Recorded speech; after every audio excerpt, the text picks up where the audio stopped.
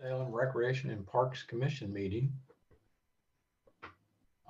Felicia, do we still need to read the governor's order?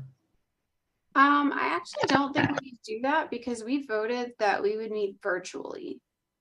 Okay. So I don't believe that that's necessary any longer. Okay. However, I should probably, let me go ahead and read it just to be on the safe side.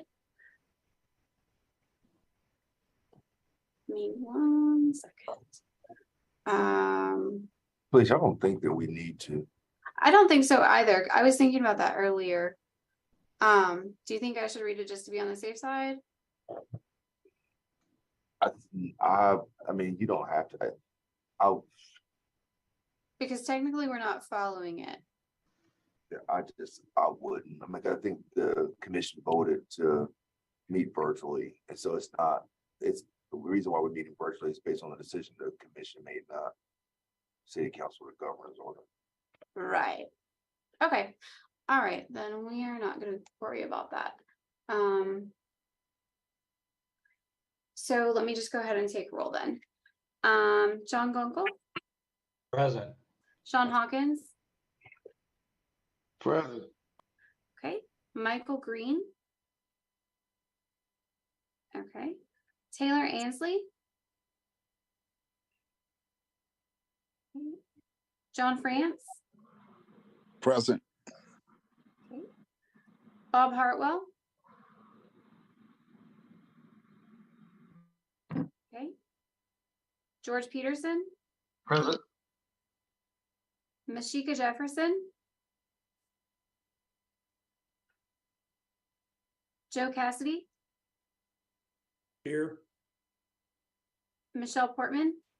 Present. We have quorum. Okay. Felicia sent out the minutes earlier this morning, so hopefully you've had a chance to look them over quickly.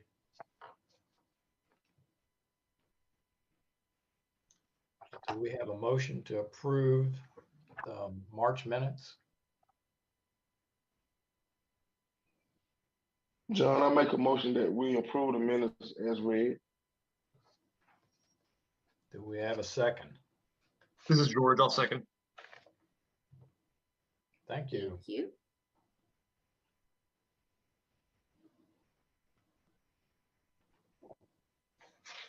All right, the minutes have been. No, I'm sorry. We have to do a roll call vote because we are virtual. So let's go ahead and do that really quick. John Gunkel. Approve. Sean Hawkins. Approve. Taylor Ansley. Okay, still not here. John France. Approve. Okay, Bob Hartwell. Okay, he's still not here. George Peterson. Approve. Mashika Jefferson is still not here. Okay. Joe Cassidy. Approve. Okay. And Michelle Portman. Approve. Okay. The minutes are approved. Thank you. All right, William, I'll turn it over to you. Well, good afternoon, Chair, members of the commission. And I know that our meeting last month ran a little long, and there wasn't really an opportunity to kind of go through and do any sort of departmental updates. But given the fact that we are coming to the end of several larger projects, and as those are coming off, we have some new things that are coming on. There are a ton of activities and programs in our recreation centers. I just want to kind of give staff an opportunity to kind of go through and provide some detailed updates to you all, so that you can have a better idea about what we're doing, as the temperature begins to warm up.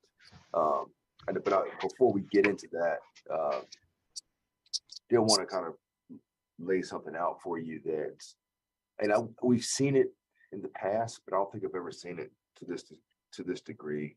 Sean even gave me a call early Saturday morning a couple of weeks ago about something that he saw.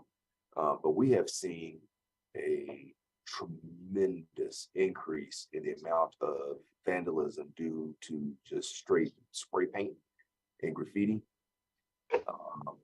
A tremendous amount of brand new graffiti.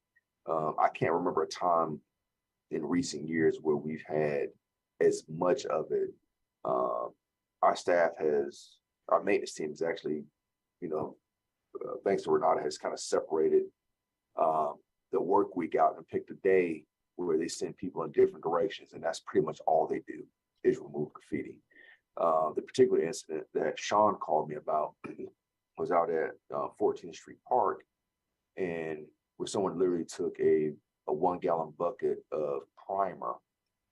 That's the kind of primer you would typically see on the side of a house or on metal, and they painted the playground equipment with this primer, literally covered it.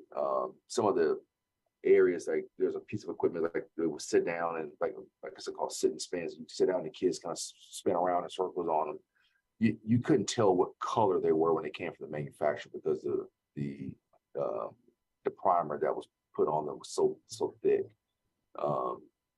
They've tagged entire recreation centers, restrooms, concession stands, playground equipment, the greenway itself. We have some graffiti out of Little Creek Greenway. But I think it's important to note that this is happening all over the city. It's not isolated to one area of the town, or it's happening on one side of town more than the other. There aren't any parameters that can dictate where we're going to find the next something else being tagged. But from playground equipment, the restrooms, electrical panel boxes, doors, entire recreation centers, greenways and trails, pavement, if you name it, it's been tagged. Our staff is doing all that they can to kind of keep up with that. And if there's some additional questions about how we're managing that, I can answer those, but there's really not a whole lot that we can do. You can't put cameras in every park. It's just there's a municipality that I know of in the state of in the United States of America that has cameras at every facility, covering everything. That's just too much Big Brother. But we've had, in addition to just the spray paint and vandalism, we had new appliances installed out at Bellevue as part of that recreation center's renovations. Somebody broke in and stole those. They're still in wiring for the copper, I guess, for the metal. The vandalism that we're experiencing right now is unprecedented. It's I've never seen it this bad. When you look at the vandalism, if you had a number to associate where we are for us, how much that costs us every time, that probably would be over in the hundreds of thousands of dollars, wouldn't it? It depends. Is that far-fetched or way too much? That figure might be a lot. It really depends on what gets destroyed. I mean, for instance, theft and vandalism, sometimes vandals have a tendency to steal things. If you look at what they took from Justice Store Cadabra and from Bellevue, I mean, we're well over that $100,000 mark now. But just the spray painting and tagging and graffiti removal alone requires extensive staff hours and to remove. And the issue is that when they're doing that, they're not doing what they should be doing. Right. And so it doesn't allow us, it doesn't help us get ahead. It doesn't help with any of that. But Sean, I think if you just look at the graffiti that we've had to experience just beginning of this calendar year, and the vandalism that we've experienced just beginning of this calendar year, Renata has she could chime in and tie this number down a little bit, but I would dare to say we're over $100,000 if you include Bellevue. But prior to that and stuff in historic Cadabra, but prior to that, probably $25,000, $30,000, $35,000. That's still a lot. That's a whole lot of money. That's probably on the low end. Yeah. This is Mashika. I don't know if you guys can hear me, but I have a question. Can you hear me? Yes. well, I know that you can't put the cameras, everywhere, but what about security? Is that something that an agreement with city or county police, is that something that they could patrol? I don't know if they could put someone there like from the time it closes to the time it opens in the morning. Is that even possible? Or to have them patrol the area more? It would be easier if the police department wasn't down 140 officers. Okay. So the fact that their staffing shortages create some issues. And so it's we have had contractors hire security to stand outside when they left the site for construction projects. But for instance, if you had one or two officers just at Miller Park, there's no way they could patrol that entire park without something happening. It's just the park there's too much surface area. And so the best way that we found to help police those things are having people out in those facilities, because vandals typically they wouldn't do it if they saw someone was watching. However, just I think a couple weeks ago at Miller Park, we have a group that goes out there and plays bocce and petanque. Pretty dedicated group. They go out there religiously every week. Got out there and found two kids who were skipping school and had gotten into the toilet paper. It was either in the restroom or I think it was in the restroom, and just decorated all the trees with the toilet paper.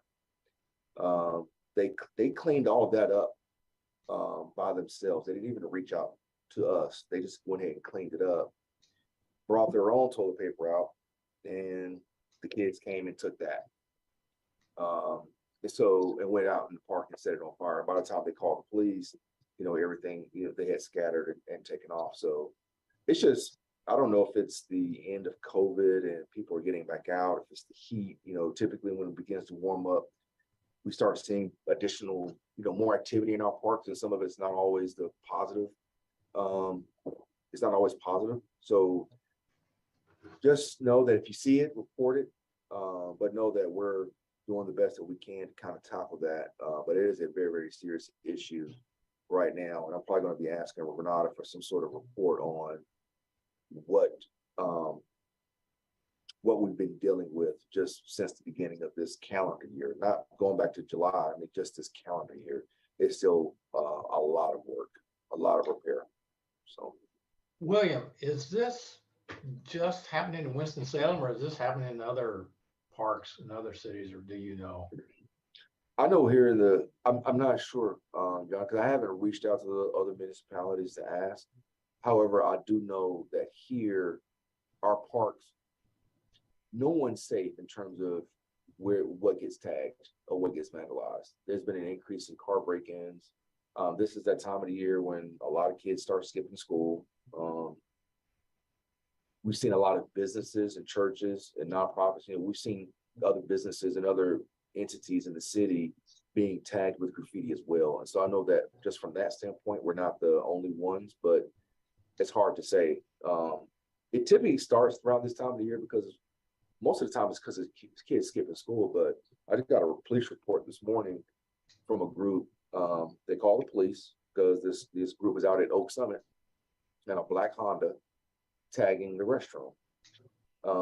They overheard the group say, as soon as we leave here, we're going to Old Town. And so they went to Old Town. And I believe that's why the entire outside of that facility was spray painted. I mean, they spray painted across the wood on the doors.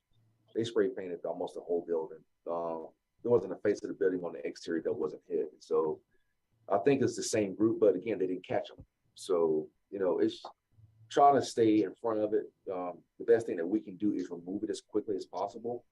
And taggers usually don't, if they see that we're going to take it off very fast, they usually don't come back and tag that same spot.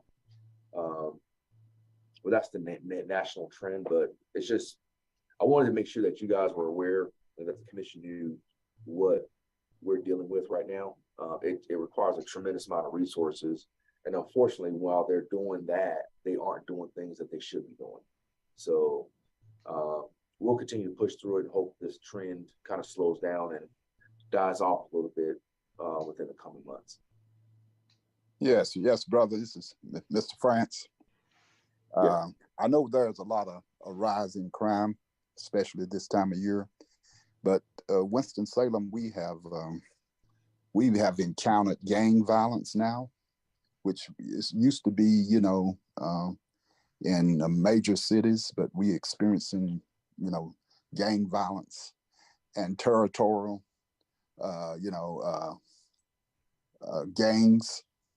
And so this is what we are actually dealing with. There are several different types of gangs. I've been in the school system and they wear different clothing, and some are not even in school. A lot of them are, not productive, active, working, or doing anything. And so this is what we're up against. And I think we've had meetings at Carl Russell to try to stop crime in our area. And usually when I go to Carl Russell, I volunteer for basketball in the summer, but usually when I stop by there just to check and see how things are going, I see a group of people, group of young people under the shelters. So this has become a hangout now, from different areas. And I don't know if we had any graffiti there in Carl Russell or not, but I guess it's up to the community and crimes, for us to watch, for ourselves, the people in the neighborhood. We're just going to have to be more active and more visible, and reporting things like this, because I don't see it slowing down any, probably will get worse, and so we have to, if we don't have the police and the officers, we don't have the rangers or whatever we need, the people, the community, we'll just have to step up. Well, we've known that the police department has been short-staffed. One of the things we did with them, we're partnering with them and our IS team to add additional cameras at several locations throughout our park system, where there's a possibility of life-changing events, drownings, like life-changing events, and such as our pools, waterways like Salem Lake, Winston Lake, pool splash pads. We already have some funding to do some things in our recreation centers, but we're working with them to add these cameras so that they can be tied back into the real-time crime center. And so at least we have additional eyes at those locations where I feel life-changing events are happening. We're trying to fund that ourselves, but with existing dollars that we have, it's going to be tough. But one of the things that surprises me, and then I'll kind of close with this and then pass it along to staff, but one of the things that surprised me when I moved here to North Carolina, like when I was in high school, I used to skip school. We used to skip, and we never tore up anything.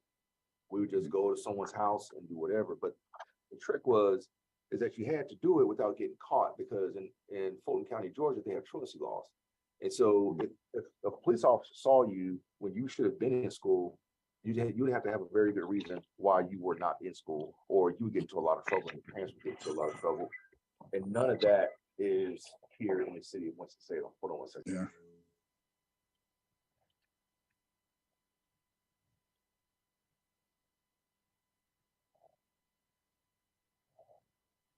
I apologize about that, Chair. I thought my phone was on mute. But one of the things that what I was saying was that I don't think they have truancy laws here in Forsyth County.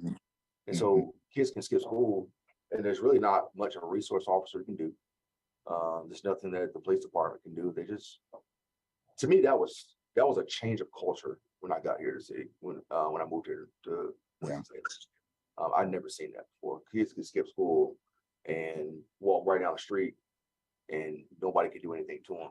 But in Fulton County, Georgia, if they did that, like, the police officer would stop them almost immediately and say, "Where are you supposed to be?" and start reaching out to parents, especially if you can provide identification.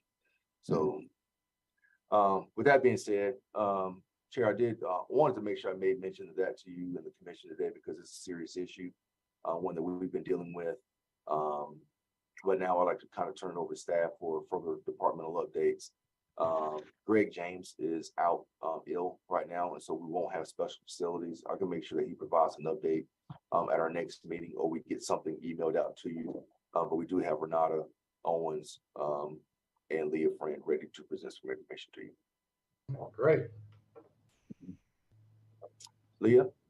Hi, good afternoon, everyone. Hope you're doing well. So I'm going to be pretty brief. I think I was able to cover quite a few things last time. I know a lot of information was sent out. So, I want to bounce off what William was talking about with crime deterrent and tagging and some of the things that we're facing in Winston-Salem. Having people out in our parks and our programs is a great way to deter criminals. If you've got people out and about watching, people are less likely to do stuff. So, that's important. That's why it's important to make sure that we have programming in our facilities and keeping our buildings open. So as you guys know, we're going to be closed Friday. So if you guys are going to come see us, please don't unless you're going to one of the parks, because we're going to be taking that day off for Good Friday. But in preparation, we will have our Easter eggs extravaganza. It's hard to say. Our egg hunt at 4 locations this Thursday. Bring your little ones, come on out. If anybody wants to volunteer, we'd love to see you out there as well. Give me a call. So that will be at 4 locations. We'll do egg hunts, games, and they'll have prizes. We'll take those eggs and they'll turn them in for something fun. We also have our future athletes program. So one of the things that I'm noticing that we're having a trend on is we're having an increased interest for toddler programming. So within the next couple of months, I'm going to start doing surveys for the community to see a little bit more of what do citizens want specifically. Received 2 or 3 phone calls just this past week. So I think William was also talking about those trends of COVID and things changing. We used to have quite a bit toddler programs, and then it just kind of went silent, but it seems like people are ready to come back out and about. One of the ones that we have had that's been very successful has been our Future Athletes series. This one tends to fill up quickly. So we're trying to figure out how can we expand it, but to be able to expand it, we have to have more staff. So that is one of my challenges right now. But the next one that we have coming up is going to be our Little Racers series. This one is basically learning, it's non-competitive skills that children are learning through the Future Athletes program. This one will be Little Racers, is going to be track and field events. So we kind of take your traditional, sprinting, long jump, shot put, and we adapt to fun activities for youth. So we've done Frisbees as our disc throws, and we would take the long jump. We would just basically, I don't know if you guys ever played Jump the Creek when you were younger, where you would take 2 jump ropes and you'd have to jump in between them. So that would be our version of the long jump.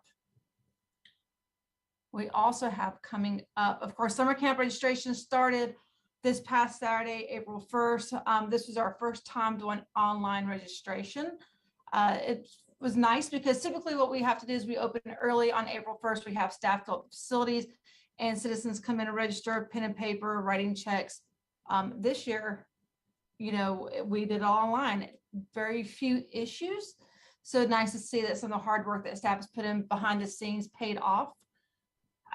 We do have a couple locations that did fill up: Polo, Sedge Garden, and I believe Miller Park are full. Of maybe it was Anderson, but 3 out of our locations are already full. So if you know anybody looking for something to do this summer, tell them to hurry up, get on in before all of ours are full.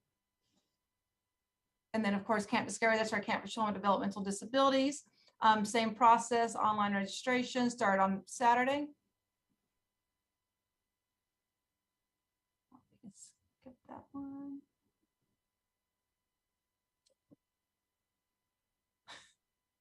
I don't see it on there. So there's one. I don't think I have that other. The tech night. Yeah, let me see if I can find it really quick. No worries. We can always send it to you. So the last one that I want to talk about is we are having a community tech night. We're having 2 sessions, one at South Fork on April 4th, which is tonight at 6 p.m. The other one is going to be April 25th at Haynes Hosiery. This is a great partnership that we've had with Winston-Net. So if you've been to any, there it is, perfect. So if you've ever been to any of our recreation centers, you've noticed that we do have Wi-Fi and computer labs. That is a partnership through Winston-Net. Along with that, we work with, they work with Inmart, and we all work together to provide opportunities for the community who are having issues with their cell phone, tablets, computers, where they're able to bring it in and have people who are experienced with technology fix those problems. So there's some people I know that have issues with their iPhones or any kind of phone when it has to upgrade, and people don't know what to do with it. They mess it up, they lock themselves out, bring it to one of these tech night events, and they'll be able to fix it. Really happy to bring this back. We used to do this back in 2019, so this is the first one that we've had since then. I know the community is eager to come out and participate with it. Anybody who's on site will actually have an opportunity to win a Chromebook. So if you've messed up your phone, broke your tablet, bring it to us. We'll see if we can fix it tonight. And that is all I have. Does anybody have any questions? That Inmar Tech Night used to be a very, very, very, very popular program, and then COVID hit. I mean, COVID hit fast. This is that November, December, January when the numbers were just beginning to skyrocket. But they've assisted citizens with cracked screens, viruses, malware, all kinds of things. If you have any issues, if you want to kind of learn about your new electronic device and the best way to use it, or like have somebody kind of run through some of the things they can do, like this is a place to do it. It's absolutely phenomenal. I had actually had planned to go and take one of my daughter's phones there, and then COVID hit. And so needless to say, she didn't need them because she's figured all that stuff out on her own. But at the time, I actually had planned to be out there. So please make sure that you let everyone know. There are a lot of tech savvy people in that group that I'm sure there will be someone there that could help you out with any, regardless of whatever the issue is. Yep. And so we're a little bit late getting to, this is April. Next year, we're going to strategically plan to have this event pretty close to after Christmas, because Christmas time, everybody gets those new electronics. We don't know what to do with them. If you're like me, you probably just hand it off to your kid and tell them to fix it. But if you don't have a teenager who's savvy with that, we need to do something a little bit better. So we're going to actually plan to have this again. Well, we'll do it later on this year, but next year we're going to strategically plan to have it in January. So, after Christmas, everybody can figure out what to do with those new gifts. Yep. Hey, Leah, this is John. Quick question. On the summer, kind of like kids program that you have, are you using contracted employees for that, or is that the way that we're staffing it? So these are actually all recreation and parks ran programs. So staff at recreation centers are the one who are doing the development, the planning, bringing in guest speakers, coordinating field trips, and then we hire. We're in the process right now of hiring playfield leaders. We're about a third of the way through our hiring process. So if we really like teachers and young college students. So typically anywhere between 18 and 22. If you know anybody looking for a job this summer, send them my way. Also forgot to tell you guys, lifeguard training is going on right now. Heather, the aquatics director, is working with about 20 candidates so that we're able to open our pools as well. And all that's done in-house. Yep. All right, Leah, you have anything else? No, sir. Renata, you kind of go over some of the things you have going on with capital projects and recreation maintenance. Okay. Good afternoon, everyone. Felicia, I didn't know if you got the PowerPoint. Okay. I'm going to say just a few things, but quite a few things are going on here in recreation over here in the maintenance side. I think if I shared with you before you is projects that we're embarking upon completion. We're working with the contractor and we're trying to get these completed as soon as possible. Some of them have been very, very past due. One is the quarry at the Grant Park Phase 2. We've ran into some very obstacles out there with the contractor, working through them with the actual playground as well as with the pollinator. We're hoping to get this wrapped up. As we do know, we do have come July 1st, we're hosting the Rock Out the Quarry out there. So we have a kind of tight schedule in regards to completing everything out there as far as getting things staged, as far as completing the playground, as far as completing the pollinator. We have some donated equipment that is coming to us from Vulcan that needs to be placed. We're working with them to bring that equipment in with a crane. So there's quite a bit of work to still be done out there, but I do believe once it's complete, it's going to be very nice. Also, we're working with Haynes Park Phase 2, working with the contractor. They are on schedule. As of this week, we have accepted the restrooms. They have completed the overlook. They should be with the weather this week, complete the landscaping, which is the last part of Phase 2. So we're hoping that if that is completed, all closing documents are in, that project as a whole can be handed over to the city. Bethania Freeman's Park, don't know if you all had the opportunity of visiting. That park is completed and it is scheduled for ribbon cutting on May 13th, 2023. So if you all have the opportunity, please come out. It's a nice little pocket park out there. You have a fitness trail, walking trail, picnic shelter with grills and a restroom. And it sits right there off of Koger behind the fire station. So very, very nice pocket park. Long Creek Park improvements for this should be Phase 1. Phase 1 is completed. Phase 1 was the actual improvements for the picnic shelter, the parking lot, and actually what we call the pool house. All of that has been completed. Pool is scheduled to open on time. So the pool and everything is done. So we're looking for a scheduled ribbon cutting out there on June 10th, 2023. We are embarking up on Phase 2, working with the contractor, and we're in the design phase of that, which will also just be revamping the walking trails, widening them, hoping we can come in and asphalt those. East On restroom we're working on, hoping to have it. It is completed. Again, as Director Royston was talking about the graffiti, the whole restroom has been graffitied from the front to the back, brand new. We're evaluating how we're going to take that off. The restroom was coated with anti-graffiti, but the type of paint and things that they used, the only thing we're looking at right now is either coming through and pressure washing may take it off, but we don't want to sandblast because that's going to damage it. So, we're putting our heads together and coming up with trying to see what we need to do with that brand new restroom that basically that's the only holdup from opening to the public. Marshall Plaza is completed. That one is scheduled for ribbon cutting April 15th, 2023. If you like, please come out, take a look, visit, and actually participate there.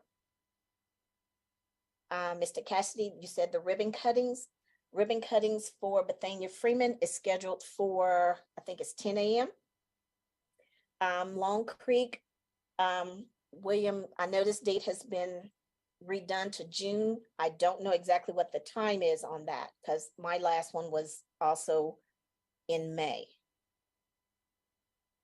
I don't think the times for Marshall Plaza or for Long Creek have been set yet. As they get closer to those dates, they'll kind of have the times. They'll have the times kind of scheduled, but they're typically around 11 o'clock. I think Long Creek's pool may open at noon. And so the ribbon cutting may be for like 11:30 or something like that. So they can kind of get through the ceremony and get the pool open. But don't have a time for Marshall Plaza yet. But whenever we get that, we can kind of send a list out to the commission to give you an update on when to expect those. I did receive an email for Marshall Plaza and we're scheduled to take out some additional amenities. I think that one is scheduled for 3 p.m. Okay. So we will be out at 1 on that one. Marketing did receive an email earlier today for that one. Okay. Washington Park Phase 2, basically the shelter has been completed as well as the restroom. We're going under the design phase to rebuild the shelter number 1 that is burnt down. So we're working with the architect there to actually get that rebuilt.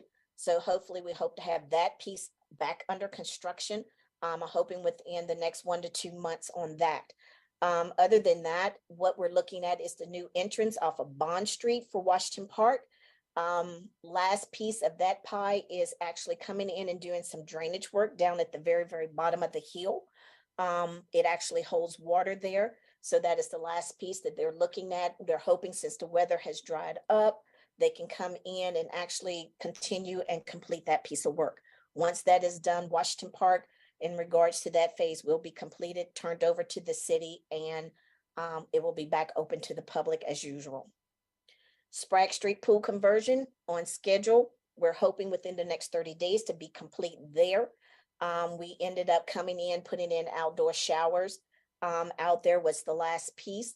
We're now ordering amenities as far as tables and benches to go out there. One other last feature as far as opening that may delay us, as we received a lot of graffiti and we had a lot of vandalism out there.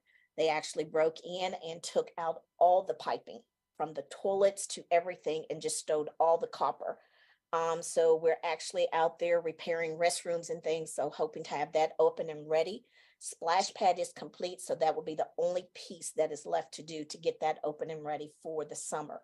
Splash pads, we are on schedule for opening. I think my staff is getting all the permits and things ready. So we're hoping to have splash pads open effective May 1st.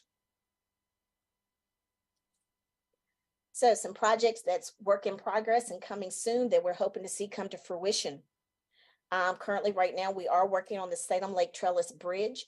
It is in the construction phase. The bridge has been completed as far as all the planking and things, what's left for him to do.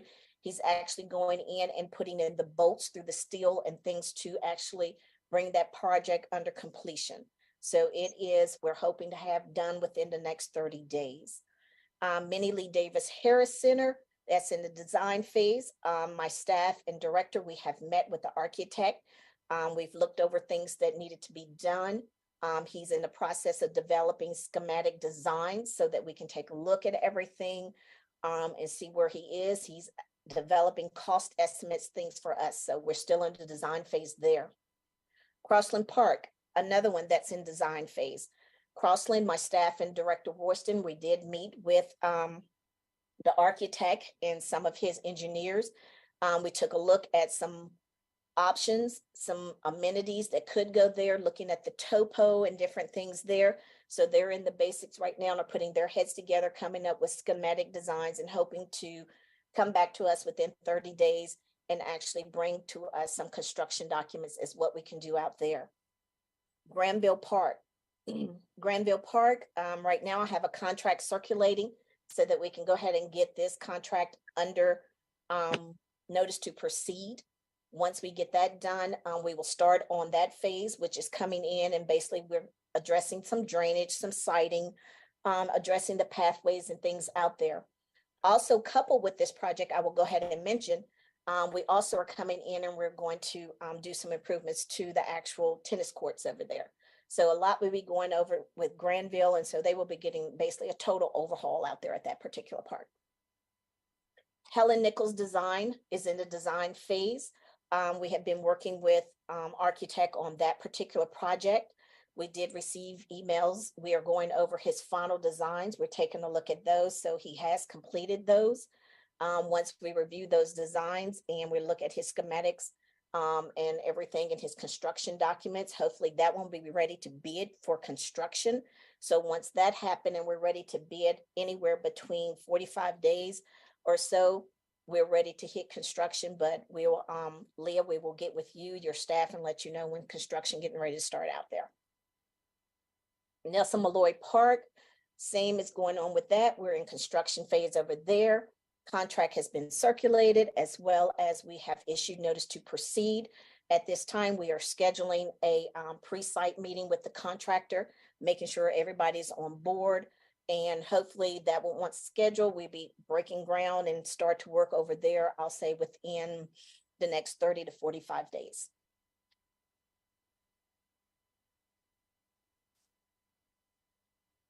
Alicia, next page. Thank you. I did mention tennis court resurfacing, and we did mention Granville. Other tennis courts that's getting resurfaced is going to be Lineback, Oak Summit, Old Town, and Schaffner Parks. These particular parks, we will be coming in. Some of them will be a full renovation, and we will stripe some of these here. They will not be striped with pickleball. These will just be full tennis court resurfacing. Pickleball in construction phase also, same as tennis court resurfacing. We only going in 2 different locations, Sedge Garden and Little Creek and Oak Summit. Sedge Garden, we will be coming in. We will have about 10 pickleball courts out there. Little Creek, and then Oak Summit. Oak Summit would be more of a hybrid. Basically, with that one, we will have tennis courts as well as pickleball courts. So that will be a hybrid area there. So again, those items, contracts are circulating. Hopefully construction phase looking to kick off within the next 30 to 45 days. Parking lot resurfacing. Parking lot resurfacing has went through the design phase.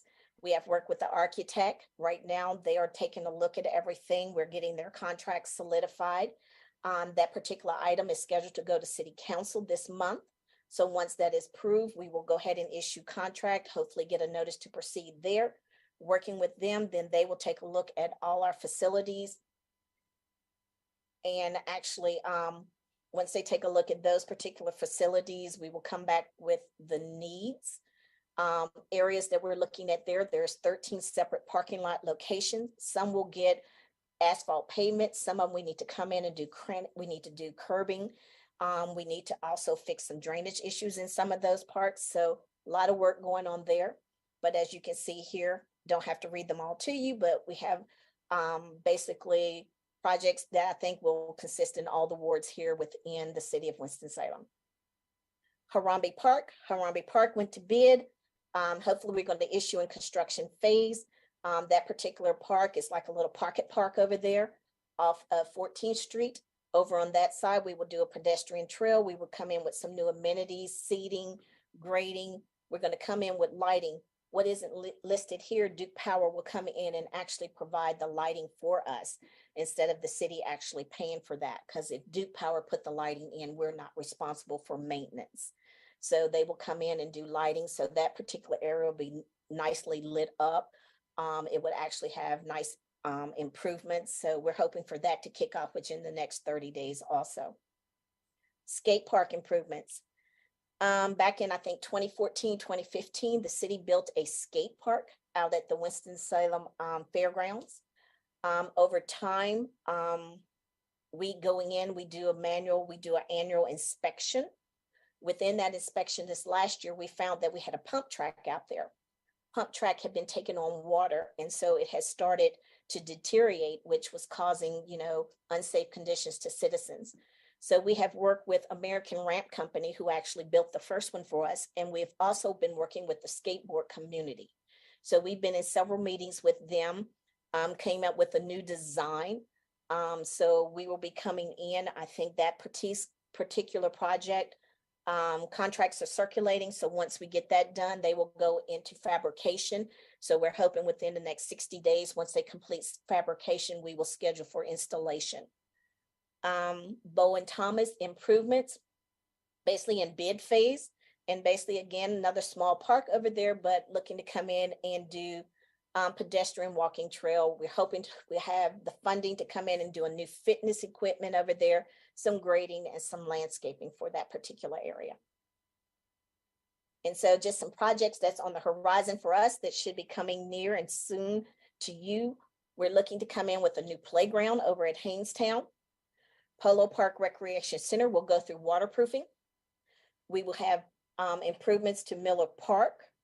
Sprague Street Recreation Center will go through some renovations, could be the kitchen, things of that nature. We will get with staff over there, take a walk through and see what does the scope look like for that particular project. Larry Little Walking Trail over there by the hydroponics. We're looking to come in, do some work on that trail over there, hopefully come in and put in a new fitness center there also. And the same with Haynes Hosiery Recreation Center. They will be going through some improvements there too. So again, those at the Recreation Center, we'll be working with staff, taking a look, what is it that you're looking for? We'll take a look at the scope, look at funding, and do the best that we can with the money that we have. So recreation, that's a lot of what we got going on down here in the maintenance department. We have also, as of April 1st, we have went in full season. We have open parks, we have open shelter reservations, all water has been on. So I can tell you citizens are out there looking at shelter reports. I know for Easter, I think we got about 15 of them that's already booked. So here we hit the ground running every day at 6:30, and this is our busy season, and we don't look back till the end of November. So our plate is full. So I ask, as y'all continue to work with us. And as Director Worston said, please call in, please let us know. We need your eyes out there too, as far as what's going on and what we need to fix to make sure everything is safe for everyone and that they have a great experience. One of the things I did not mention on here is the Winston Lake Golf Course. Winston Lake Golf Course RFQ has been completed. We're working on final bidding documents today, as well as scoring. So we're hoping that next month we take that to City Council and we will have solidified a golf architect at that time. And then we will start the analysis of the golf course. And then hopefully once that's completed, start on the construction. So again, that is all that I have for you today in maintenance. You have any questions for me? Yeah, Renata. This is John, Renata. One of the favorites among cyclists that I get questions about is the waterway crossing on the greenway that connects the Long Branch Trail to Salem Lake. Was any status on that? Long Branch Trail, I know for me, as far as recreation parks, we are not spearheading that project. That project is being spearheaded out of NCDOT. Oh, I okay. do know we were asked, and I have given some feedback on the trails as far as the depth, what kind of trucks we ride on them, because a particular piece of the trail as it comes through will be maintained by Recreation and Parks. Are you, Okay. are you referencing the low water crossing on Salem? Right, the low water crossing, right. They're, about 2/3 of the way to Salem Lake. Mhm. That's- Which is still, William, that's Yeah, DOT. that's DOT. I think there's city DOT, there may be state DOT involved, but also believe the engineering department and the planning department are involved, but they're working to reroute the path around that. Right, I think that was mentioned once. Ever since they renovated the dam at Salem Lake, the water level through that area just has not been the same. And everyone knows it. So utilities, it says that the water level, the flow coming out of the dam is less than it was before it was renovated. But it's just not the case. There's just more water. And so we have been working, listening and following up with those departments I mentioned, trying to get some updates. But I'll reach out to them again, John, and kind of see where they are. Okay, thanks. What was that recreation center that Renata said that they took plumbing and what recreation was that? That was our Sprague Street pool house that we're converting over to a splash pad. So they went in there and did what, Renata? Basically took all the plumbing. If it was metal on the inside of that building, they took it. Mm-hmm. Wow. Yes. Hey, Renata, this this is Michelle. I've got maybe some recommendations for you of some products I've used before with graffiti. Mhm. We find that with historic buildings, lighting is a good deterrent. So flood lighting at night tends to keep people away. Apparently they don't like the harsh light and it doesn't damage, in the case of historic buildings, doesn't damage the buildings. And then I've also used Prosoco's Sure Clean graffiti remover. It was actually formulated by one of my professors at Columbia. So he formulated it for New York City. So it's pretty darn good, especially if you've already put a graffiti repellent on the building. You can put it on literally with just a paintbrush and wash it off with a spray hose. So you don't have to use a pressure washer. Okay. We'll take note of that. Thank you. You're welcome. Are there any other questions regarding the capital projects or anything that Renata mentioned? It's a lot of work going Yeah. on. Yeah. And John, I would dare to say that Renata was very selective, even in what she shared today, because she literally could talk for an hour just on the things that they have going on. And so these are just some of the highlights. If there's some construction projects or some specific interests that you have, email us and we'll kind of get you some updates on those very specific projects, get that back out to you. William, if y'all could just concentrate on that and not on other things, then a lot of these projects probably would run a lot smoothly and getting done. But when you have to take your crew off of those projects to do other things, that shortens the time span of getting all that work done. Yes, you're preaching to the choir, Sean, but what you said is exactly right. It's we expected this time of the year. I just can't remember a time in the history of this department where, from a capital project standpoint, the workload has been as great as it is right now. And it's a challenge. And it's one thing to manage your own projects. It's entirely different scenario when you have to work with another department that's managing your projects, and then having to come in on the tail end and clean a lot of things up. But we're going to continue to work through it. I think we've been doing a pretty good job keeping up. We just can't add anything else onto our list until something rolls off, and it has to be, kind of the same size, the same scope, the same amount of work. Like I couldn't take off a Hanestown playground and then put $2 million in work for Miller Park in there. That doesn't work. So like something very substantial will have to come off in order for us to put those larger projects back on. But we've been doing a good job of kind of managing that. We'll continue to do that as we move forward. Chair, that is the conclusion of our departmental updates. I would have had one additional one if Greg was here. Again, we can get some updates from him in his respective area and get that information back out to you via email this week. Okay, thanks. Appreciate the updates. Well, that concludes. Excuse me, this is Mashika. Can I say two things? Sure. The one thing I have asked you all here and there, I know you were talking about the playground equipment that you're putting in at some of the parks, is to consider putting in something for special needs kids, at least one piece of equipment so that parents have that to be able to use, for that child as well as the other children, in the family.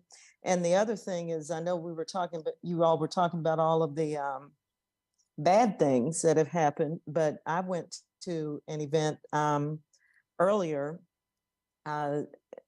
in March that I participated in at the Carl Russell Center, which I thought was a good use of the facility, and people commented on how nice the gym and the floors look. Was at the Carl Russell. They had the pastors and ministers basketball game, and it was a lot of comments on how nice the floors and everything looked. So I just wanted to say that on a positive note, that it was people enjoyed it, and it was on a Saturday, even though the centers are not typically open on Saturday. But I thought it was a good use of the facility, and people, and gave folks an opportunity to see some of the upgrades that you had done to it.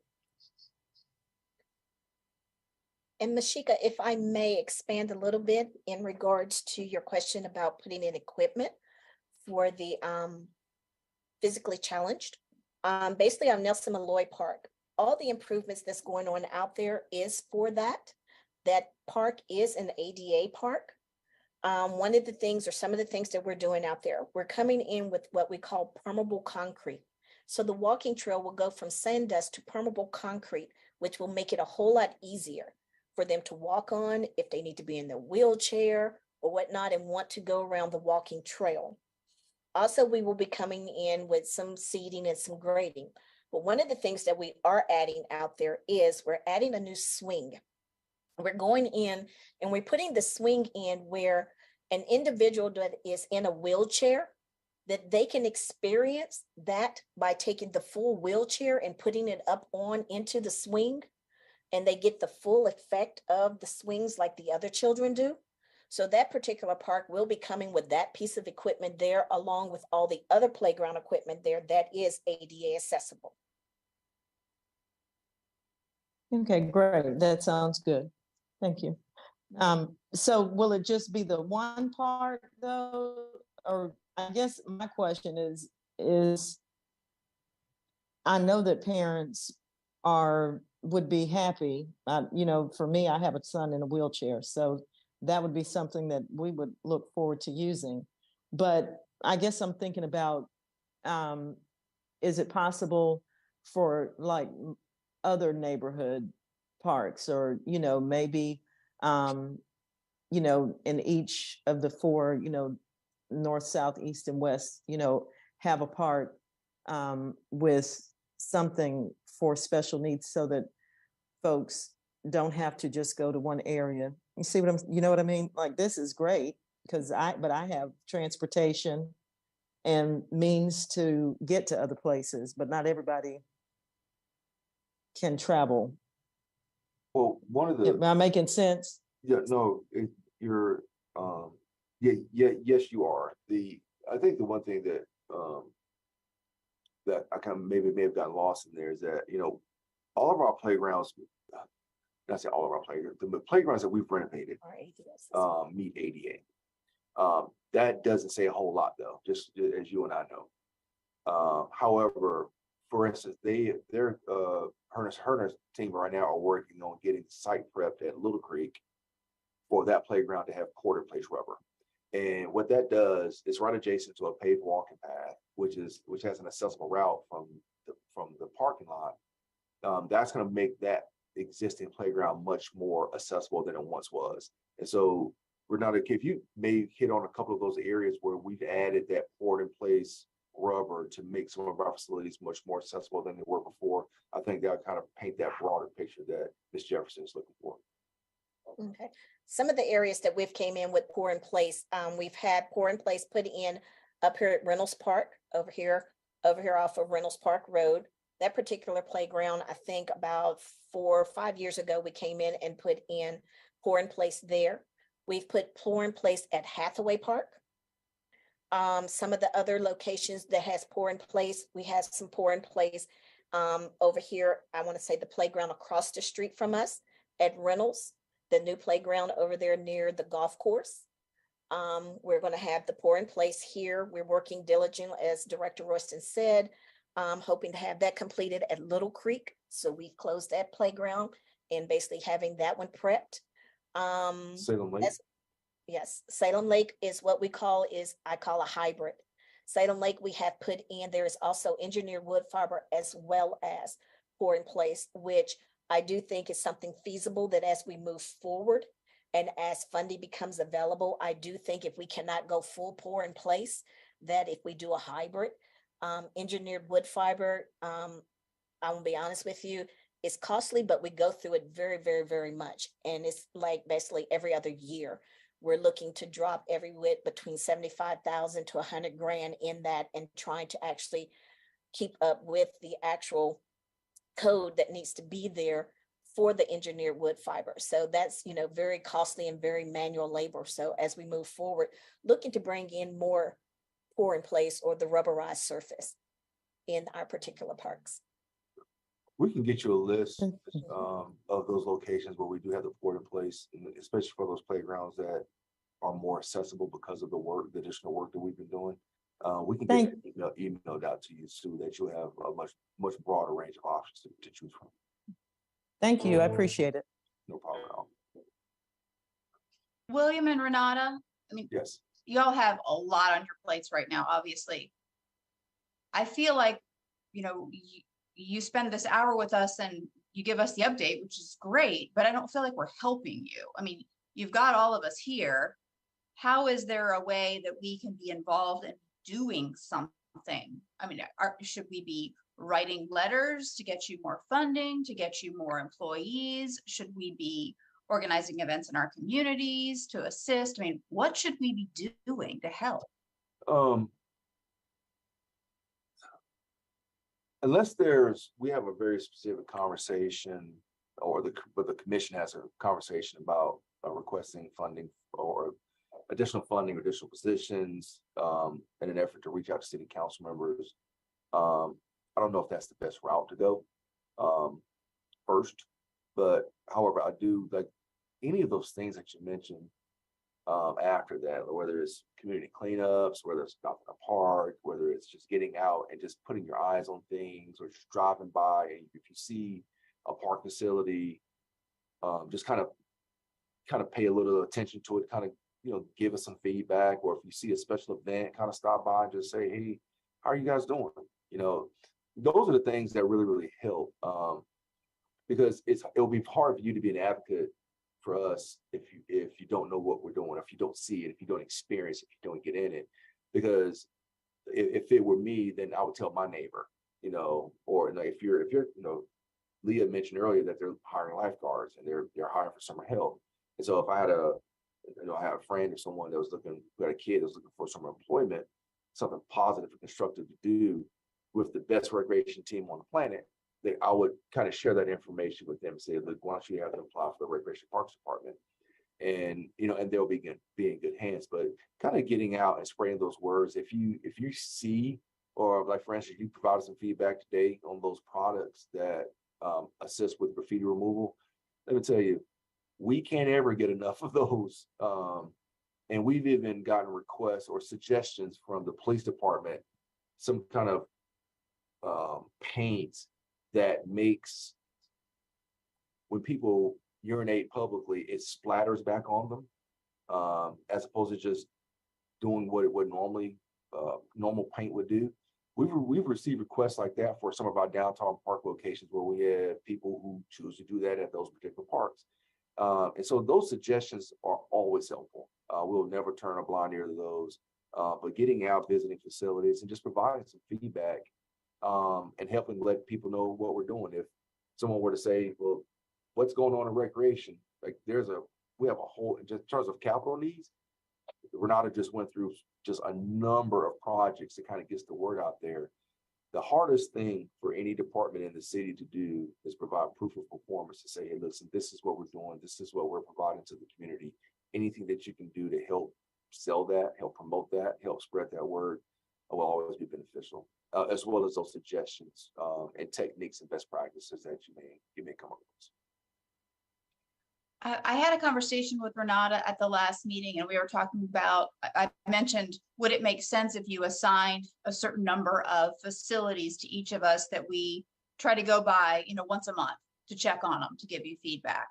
And she mentioned, or I'm sorry, Renata, it might not have been you, somebody that we were in the conversation with said, that's great and it's helpful, but when we've done that in the past, we've had, 6 people give us feedback on Miller Park and nobody give us feedback on 10 other parks, so I feel like, maybe you could send out a list of parks, yeah, I live by Haynes Park. I use Haynes Park all the time. I use Salem Lake, but, parks that I don't get to normally that you would like feedback on, and you could say, hey, if you guys would go check these out, it'd be great to get some feedback on these parks.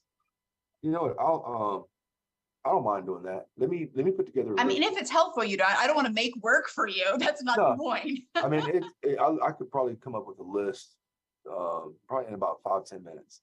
Literally a list in 5-10 minutes. It would take longer to type the email than it would take for me to come up with a list. Let me get a list of locations. We can share that with the commission, and we'll see how it goes. Okay. But we can always use that feedback. It's invaluable. It's invaluable. Sean was out at 14th Street, at the playground after there at 14th Street. If he hadn't been there, he wouldn't have called me before 8 o'clock in the morning to tell me about the playground. But he was able to see it because he was there. And so, regardless of when the phone call came in or when we were notified, that's what's important. You being able to, and our commission being able to put their eyes on it, and being able to see the relationship between the end product and the staff who are helping to produce those things. Super, thank you. William, a few years ago, I think I mentioned this once before, we had a way to input some feedback on many of the parks. And I don't know if Felicia put that together, or I don't remember who put it together. Yeah, it's still there. We can get that information and have it sent back out to you again. And maybe when we do that, I'll send that kind of mini list of locations. I have 7 or 8 locations on there, and we'll just kind of see if you're out and about in those parks, in those areas, just kind of give us some feedback. Yeah, I thought that actually worked pretty good, at least from my perspective, because it was easy just to input, what you saw. Exactly. And, each of us took a number of different parks and looked at it. We could definitely do that. All right, well, we're slightly overdue on our time. So if anybody has any burning issues,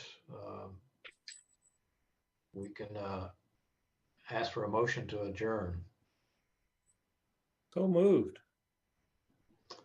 All right, well, thank you very much. You guys have a great rest of the week. Thank you, Chair and members of the commission and staff. Have a great rest of your week and a happy Easter holiday. And thanks so much for the updates. All right, no problem at all. Thank you. I'll take care.